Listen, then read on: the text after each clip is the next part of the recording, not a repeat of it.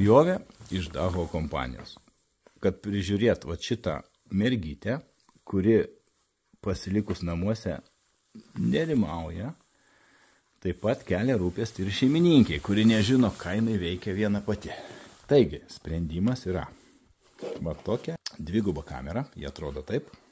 Apatinis objektyvas yra plataus kampo, kad stebėt visą patalpą, o viršutinė dalis yra PTZ, sukiojasi.